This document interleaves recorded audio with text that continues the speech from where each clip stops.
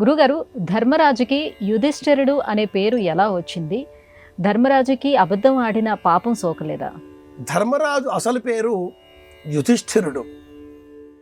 అది కూడా ఎలా పెట్టారు? ఏ పేరు ఊరికే రాదు. రాముడు పుట్టకంటే పూర్వమే రామనామం ఉన్నది. అలాగే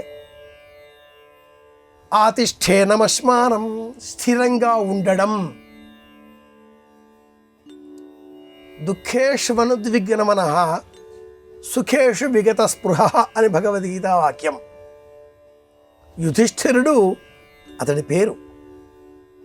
కుంతీదేవి మంత్ర జపంతో ఎవరిని ప్రార్థించింది? ధర్ముడు అనే దేవతను ప్రార్థించింది. ఈ ధర్ముడెవరు? బ్రహ్మమానస పుత్రుడు.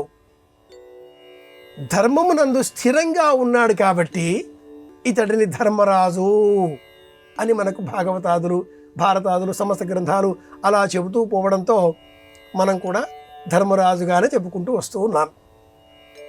స్థిరంగా ఉన్నాడు.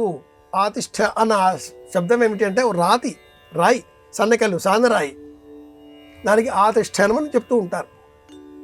అది ఎలాగో ధర్మరాజు కూడా అలాగే నమ్మిన ధర్మం పైన స్థిరంగా ఉన్నాడు. తను నమ్మాడు, అది ఆచరించాడు, అందువల్ల ఏర్పడింది.